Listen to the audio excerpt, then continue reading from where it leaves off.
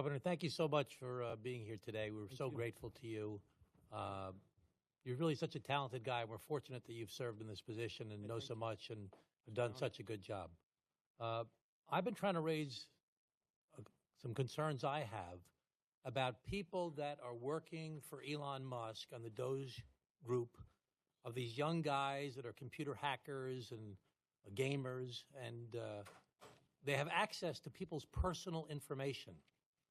So most times in government, you see people go through Senate hearings, or people go through background checks or security clearances, and we don't really know what these guys have gone through as far as their background checks. We don't know what they're doing. We don't know what their computer strokes they're doing. We don't know what they're leaving behind.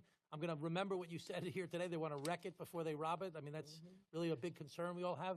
But I'm really concerned about the access they have to people's personal information, confidential information. Could you tell us, there have been lawsuits filed about this. Many people think it's illegal. Can you tell us about people's personal information and about the security and the importance of having that information kept confidential?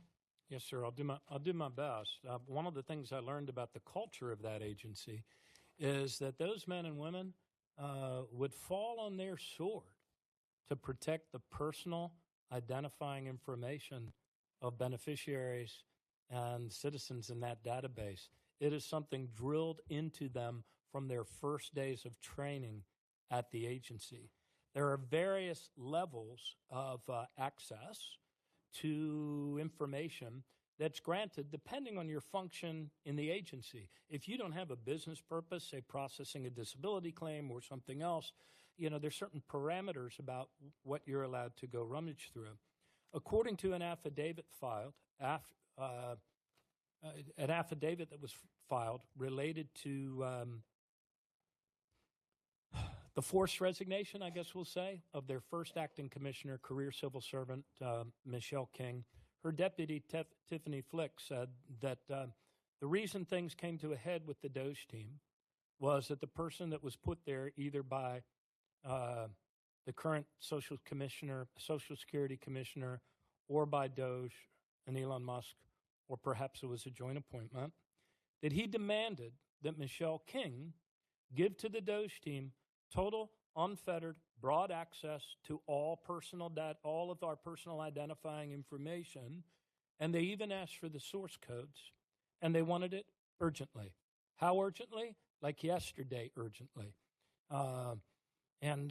When Michelle King wouldn't give it to him, they said, then you're going to be replaced. She said, according to the affidavit, that she was resigning rather than violate, the privacy and the security. What concerns me, and one of the other things she said in the affidavit, this was her deputy, Tiffany Flick. She said she was concerned that the information would be exposed and would not be safeguarded. And she was concerned that it might fall into the hands of bad actors, a term we typically reserve for foreign adversaries. So the people that are in that database would be people with new identities. Why do you need a new identity? Why do you need a new Social Security number? Well, maybe you cooperated with the FBI to bring down the mob. Maybe you cooperated with American forces in Iraq and helped bring down ISIS, and you need a new identity. People that cooperated in Afghanistan. People who perhaps defected from Russia or from communist China and had been found to have been aiding our government. That's what concerns me. It's really